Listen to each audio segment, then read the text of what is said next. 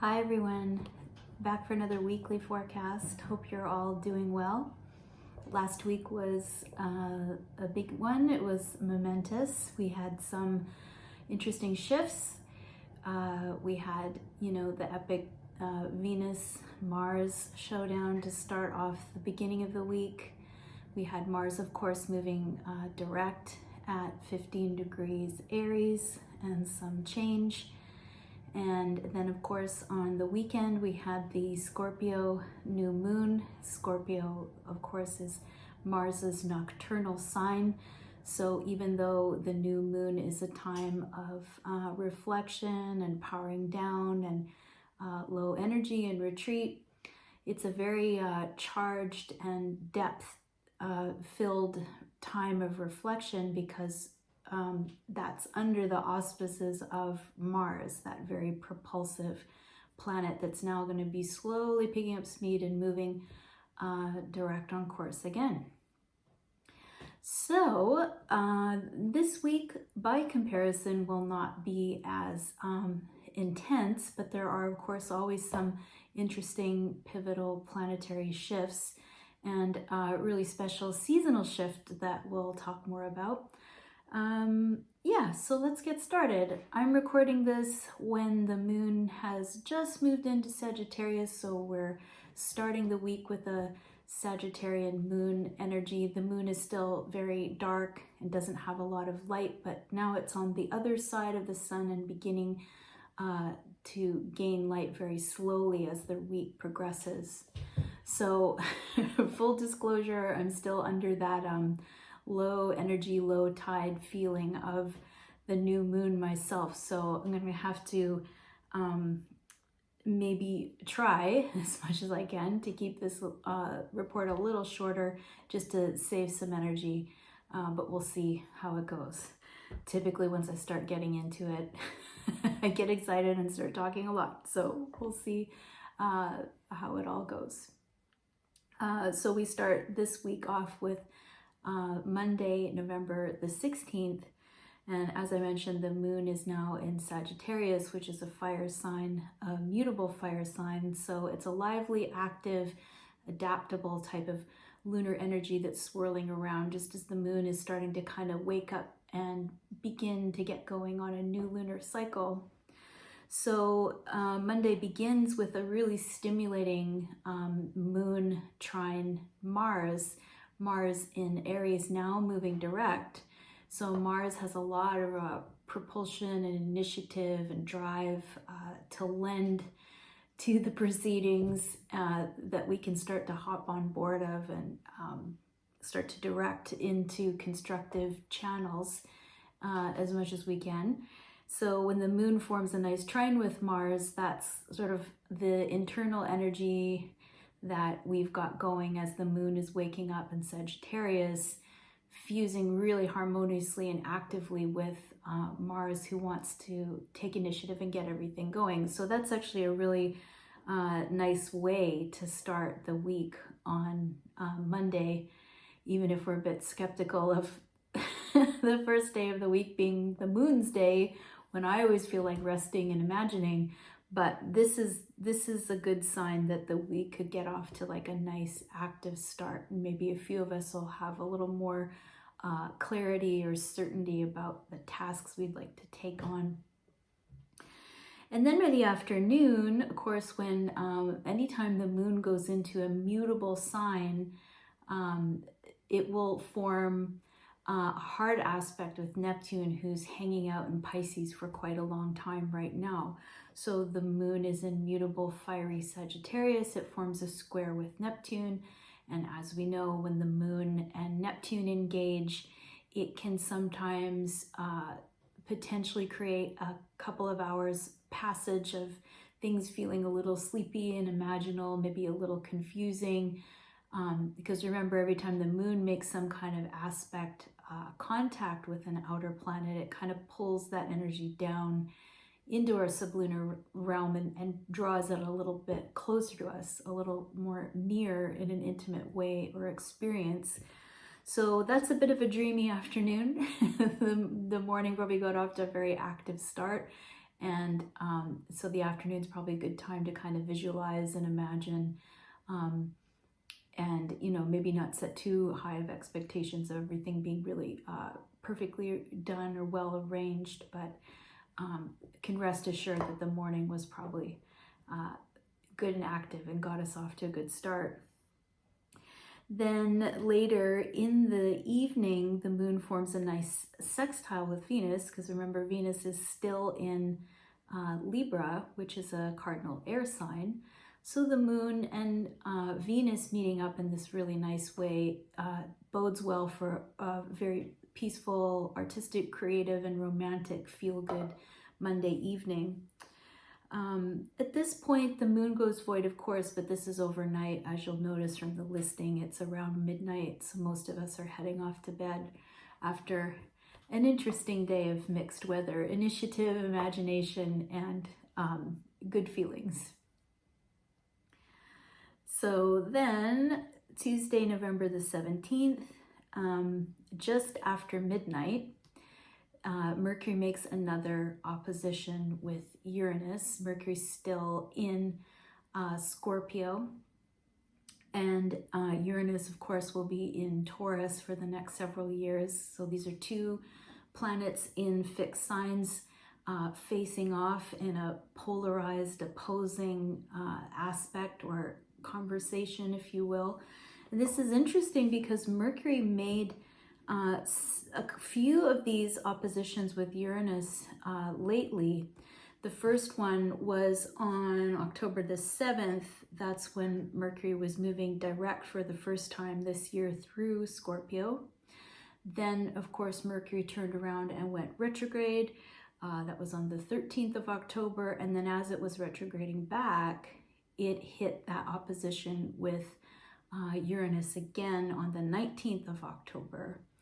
So that period, like the first and middle week of October, is where there may have been some kind of communication project, maybe something that involved sending messages or using technology, or something literary like a writing project.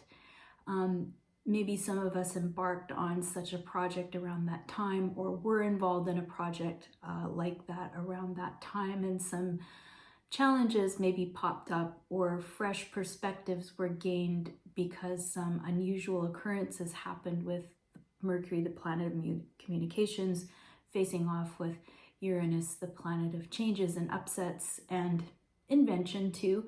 So some of that might get revisited today on Tuesday, because this is the third and final aspect opposition that Mercury makes with Uranus, because now Mercury is back on track, moving forward out of Scorpio eventually.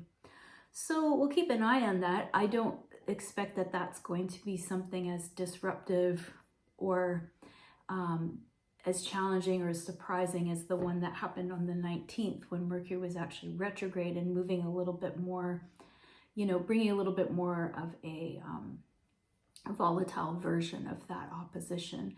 This might just be like, okay, this is the final pass, the final view, the final new perspective, the final insight on this ongoing writing project or communication matter. So there may be some glitches, there may be some surprises, but this is the last time, at least for now, we're going to have that aspect for a while. So just heads up, it's exact overnight, like just after midnight, but there could be some lingering effects throughout the day as those aspects are separating in their exactitude, as Mercury, who's quite quick, will start moving away from that opposition. I don't know, maybe that's like a sudden thing that happens at night. Maybe you think you're going to bed and then, oh no, you got a weird message, it's something you got to sort out. Who knows? But we'll see. Then, of course, just as the day gets started on Tuesday, the moon enters Capricorn. This is a sign that the moon, like when the moon is in Cancer, the opposite sign, it's at its home. So it has a lot of power and potency in its lunar energy there. This is the sign that's opposite. So that's a sign when the moon is kind of far from home and in a sign that it isn't as easy, just because Capricorn is very earthy. It's ruled by Saturn, which tends to be a little bit more serious and somber. So it takes all of these nurturing, emotive lunar energies and filters them through a little bit more of a reserved and serious kind of sign, which can sometimes bring about a lower mood or people feeling a little bit down, especially if that's a big placement in your chart somewhere that Capricorn is significant in some way, like your rising or your sun or your own moon.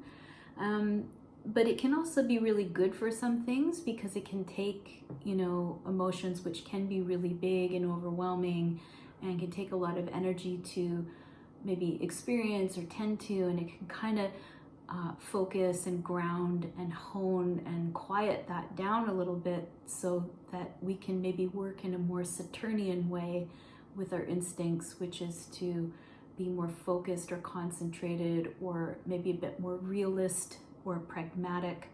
Not a state that we want to stay in 100% of the time, but sometimes it can be really helpful when we're sifting through a lot of options or variables. So that is going to be active for the next couple of days, the moon moving into Capricorn. We know this is the time of month where the moon is treading into that world where Jupiter, Pluto, and Saturn, the ruler of Capricorn, is hanging out, and those three have been joining up to correspond, we'll say, with some of the bigger changes and shakeups that have happened this year. So when the moon passes into that territory, it does tend to bring those topics a little closer and a little bit more active in our emotional awareness. It brings it in a little bit more of an intimate focus in our lives. So there could be a lot of, over the next couple of days, feeling a little more pensive or serious or considering some reality checks and that sort of thing. Then, of course, the moon will form a square with Chiron, the asteroid of healing, and the ongoing wound and that theme. So that could bring up some sore spots or things that we're reflecting on that need tending within us. That's sort of an ongoing topic or theme. And then the moon in Capricorn forms an earth trine with Uranus in Taurus in the evening. This is a little bit more of a lively and upbeat aspect, just because, as we were discussing, Uranus has a little bit more of a surprising energy. So I think it can be a little bit more enlivening or vivifying, and it can take that really Capricornian kind of, you know, focused or reserved or grounded kind of emotional state or energy and kind of wake it up a bit and use it in ways that are a little bit more inventive. So that's in the evening. We'll see how that feels when that comes around on Tuesday the 17th. Then Wednesday, November the 18th, after midnight, the moon in Capricorn will form a sextile with Mercury, just to help, that will facilitate ease and flow and communications and emotional vocabulary, this sort of thing. And it's happening pretty early in the morning, like really overnight, but it will probably have a lingering effect as the day opens. Then the Capricorn moon, being in cardinal Capricorn, forms a cardinal square with Mars, who is still in Aries, as we well know. So anytime the moon has a square with Mars, that's a little bit of a, you know, elbow jabbing and a little bit of friction. So it's the intensity and perhaps the argumentative quality of Mars getting roused and ruffled by, you know, emotions or feelings, and the two are kind of having a bit of a clash there. It can be catalytic. It can help to root out and get some things said or expressed or brought out into the open, but sometimes it can be a couple of hours of uncomfortable feelings, feeling maybe a little temperamental, buttons being pushed, this sort of thing. And like I said, it may not align up to an actual occurrence. It could just sort of be more of a feeling that is welling up. Then as the day progresses, the moon forms a sextile with Neptune, dreamy Neptune in imaginative Pisces. So that's a really nice blending.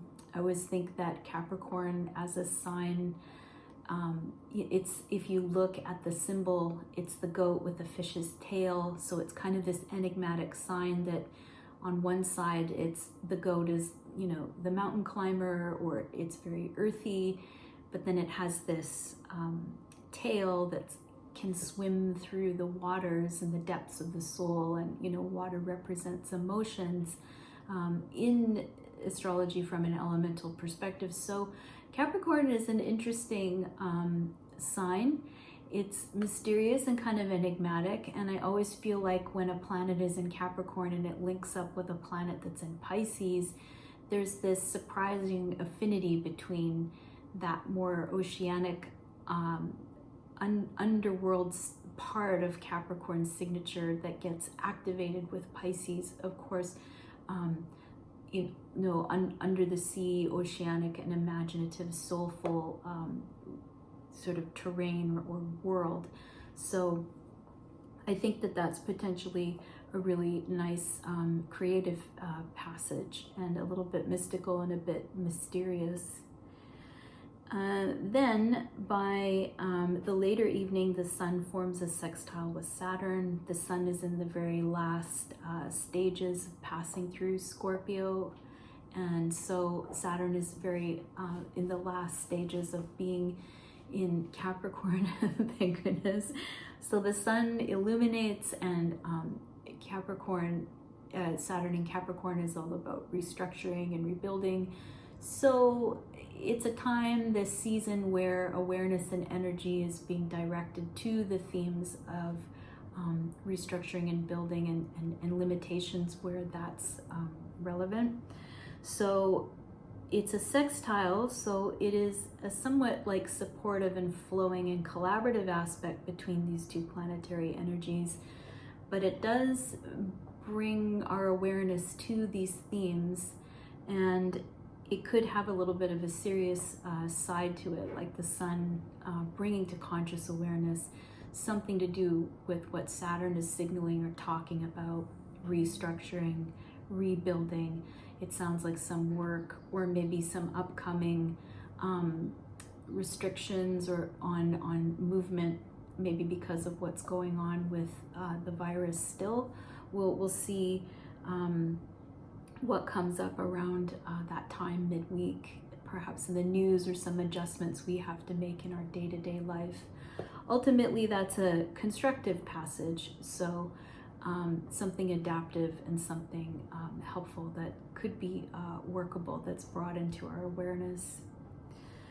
Then overnight, almost before midnight, we have the moon joining Pluto in Capricorn, and Pluto is that mysterious underworld mythic character that talks about things that are hidden and unseen, and the moon being in Capricorn is that very reserved and kind of grounded emotional state. So it's a bit of a sobering merging of two planetary energies, but happening overnight, so not to necessarily affect day-to-day affairs, but it could just be a lingering, kind of uncanny or mysterious feeling overnight, maybe even something that plays out in the dreamscape, which could be interesting to observe and pay attention to. Then we get to, my slides are out of order, Thursday, November the 19th. This is the most active day of the week for planetary aspects. Very early morning, Thursday, which incidentally is Jupiter's day, opens with a moon-Jupiter conjunction in Capricorn. which is typically like a lucky, positive, auspicious coming together of the moon and Jupiter for a couple of hours. But it's in Capricorn, so it's a little bit more reserved, something a little bit more grounded and workable, like a bolt of cautious optimism. But this, of course, is happening very, very early morning. There may be a bit of a lingering mood as the day opens and as we rise on Thursday morning. Then we have Venus in Cardinal Libra, square Saturn in Cardinal Capricorn. And if you remember from last week, I was talking about Venus being really powerfully placed in Libra. This is her home air sign. So her influence and her power over relationship, mending the ways, bringing things together, restoring harmony and beauty and justice ultimately is pretty strong, potentially. But as I mentioned last week, she's making hard aspects throughout the month because a lot of these major planets are also in cardinal signs like Mars and Jupiter and Pluto. So this is the last of those string of really intensive aspects when she makes square with Saturn. So Saturn, that heavy planet of limitations and boundaries and reality, duty, responsibility, and Venus in a lot of ways is about all the other things that Saturn is not, like pleasure, relaxation, love, feeling a sense of goodwill and well-being and ease. And I mean, those two qualities, though very different, they're both very appropriate parts of life. They have a place in life in appropriate context. It's just that when Venus and Saturn are in a square aspect, it's showing how those two realities are rubbing up against each other and they're not merging. It's putting a lot of restriction on the sense of ease and flow and relational cohesion and connection we would like to enjoy with Venus in such a special sign. And then of course, Venus pushing back against all of that heaviness that Saturn brings to the table, the reality check. So it's a bit of an uncomfortable passage. It could be a time of needing to work through some relational challenges on a personal level, and there may be things that pop up in the news socially that parallel this signature. But likely it's something that's important that needs to be worked through, even if it is a little uncomfortable for that day or the next. Then the moon in Capricorn forms a conjunction with Saturn, which is always a little bit more of a pensive time. And that's interesting that it happens after the Saturn square with Venus. So you can kind of see how the day is going. The moon forms a conjunction with Saturn, so it brings the mood into something a little bit more serious and somber, perhaps reflecting and digesting some of the adjustments that the Venus square Saturn is calling on us to make, and what are the emotional implications of this. Then the moon forms a square with Venus, so the moon is kind of translating and activating those planetary signatures and filtering it down into the emotional level. So you can kind of see how the day is going, how it's kind of trickling down and going within, and how we're sitting with how all of this is playing out. Then the moon forms a sextile with the sun, and this is a very harmonious blending of the moon in Capricorn and the sun in Scorpio. And it's a time when the moon is just starting to wake up and gain light. So that's like a waxing crescent phase of the moon, like after the new moon, when the moon is taking on its first definitive shape. So that bodes well after a day of probably tight and uncomfortable feelings, moving through whatever Venus and Saturn in that square, and then the moon's aspects to that, what that's teaching us to work through. That shows me that a little bit of cohesion and harmony could come together in our awareness as the day progresses. Then the moon void, of course, begins. And then, of course, for the rest of the day, that's really interesting. All of those aspects I just talked about were all very early morning. Then we have quite a pause in exact aspects after 8:30 a.m. where the moon's sextile with the sun is the last aspect the moon makes before changing signs. So that afternoon is traditionally not the best for starting any projects, beginning anything that we hope will take root long term, because that's the voided course of the moon. Of course, there's always emergencies and exceptions, but if you can, just maybe bear that in mind and wait until the moon enters Aquarius, and that is when the voided course will end. And that happens in the afternoon around 12:30. And then the last aspect of Thursday is the moon sextile Chiron in the evening. That's bringing emotional awareness into contact with the asteroid that holds down those themes of the ongoing wound. So I feel like that whole day is telling a bit of a story. There's some relational stuff that comes up, some friction, some things that need to be worked through, recalibrating boundaries, how that's all trickling down into our awareness and our feelings, how it's possible for that to kind of come together and give us some new insight. And then, of course, making that contact with Chiron. Usually when there's hurt or pain or something that's going on where we're trying to connect authentically in relationship, it's about our needs being met and learning how to express that in a way that does service to you, but also isn't harmful or hurtful to the other party. So I just feel like that sextile reminds us that our feelings and our needs, they're usually connected to something that is potentially a topic of a wound, or to avoid being wounded, or to avoid being hurt, or be sensitive to the fact that that could be a topic that has some kind of wounding attached to it in the other person, when we're digging really deep and becoming more intimate and connecting with another soul. So then we go to Friday, November the 20th.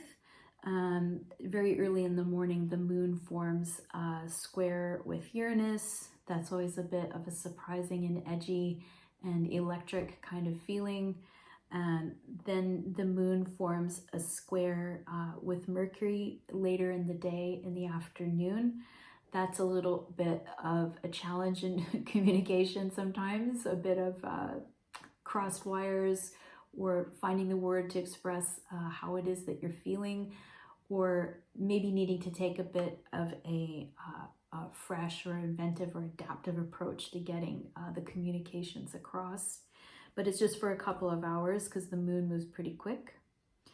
Then later in the afternoon, the moon forms a sextile with Mars. So the moon is in Aquarius, Mars is in Aries, two very compatible signs elementally. So that's probably going to be kind of stimulating and activating and lively, maybe kind of social, maybe a need to move, which could be really good after the last couple of days of intense aspects, just to get that those nervous or kind of bottled up feelings out of the nervous system to help us relax and release. And then of course we have another moon void of course passage. And that means that's the last aspect that the moon makes in Aquarius before changing signs. Then Saturday, November 21st, it's like everything shifts and changes up at once. We have 3 planets moving signs. So it's almost like a fresh start or a clean slate. If there was a certain kind of mood or vibe that the week had, November 21st is like a big shake up and a shaking out. So Venus enters Scorpio, so new sign for Venus. Sun enters Sagittarius. We officially start the fiery centaur season, the last month of autumn. And then the moon enters Pisces, leaves airy, intellectual Aquarius and enters dreamy, creative, and soulful Pisces. So that's a real mood change. Venus, we'll start with the first one. When she enters Scorpio, that's one of the signs that's opposite from her home. It's opposite of Taurus. So traditionally, it's one of her kind of unusual or a bit challenging places to be, because Scorpio is ruled by Mars. So very penetrating and brooding and dark, and sometimes challenging or confronting. It takes the planet of love into that terrain.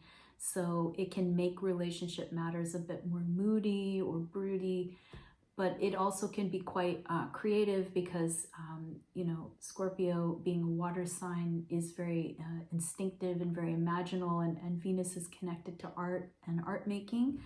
So it could be kind of like an intense time for Venus and Scorpio that intensity could bring up some uncomfortable and potent feelings, but it could also root out some really potent creative insights. And then with the sun being in Sagittarius season, that is, as I said, the last month of autumn. Sagittarius is one of the signs that's ruled by Jupiter.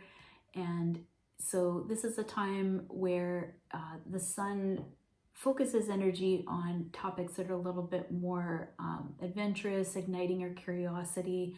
I always think that it's the last month of fall, and then Sagittarius season kicks in to kind of stoke our curiosity about what we might want to study for the winter, or maybe travel for the winter. Now, of course, travel for the most part is going to be off the table for most folks. So are there other ways to travel? Travel with the imagination, travel into story, into symbolism, or into a study, something that we want to learn or improve for self-improvement and self-betterment, or help us express like our philosophy or highest values. So I always find around that time of year that I'm like, okay, this is what I'm going to work on for the winter when we get into that hibernation season. And then the moon enters Pisces. This is the other sign that's ruled by Jupiter. So this is a very like Mars and Jupiter kind of vibe. It's, you know, optimism and highest values and curiosity and learning, and also being driven and investigative and very penetrating. So it's an interesting combination and a very decisive seasonal shift. Then the moon forms a square with the sun, because now that the sun is in Sagittarius and then the moon has just come into Pisces, in very, very early degrees of the sign, there's a square happening. This is the first quarter moon. This is when the moon is really starting to wake up and gain light, and the square aspect is very catalytic. So it's really getting Sagittarius season off to an active start. So we might feel really stoked and activated around this time. And then the Pisces moon forms a lovely trine with Venus, now newly in Scorpio. So this is a very interesting day. This is a day where I feel like I said it's a shaking up and a shaking out, a new start, new perspectives that will really ignite the imagination and get us curious about what we want to explore externally and internally in the upcoming weeks. And then we get to Sunday, November the 22nd, which doesn't really have a lot of exact aspects, except now everything is in play. We've had that big shakeup on Saturday. So there's one exact aspect, and that's the moon connecting with Uranus through sextile at 11:11 a.m. What an enigmatic number. So that's the moon in Pisces forming a sextile with Uranus and Taurus.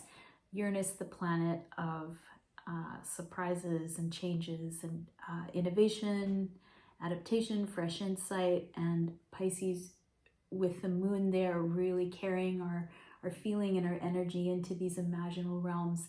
That seems like a really dreamy and creative day.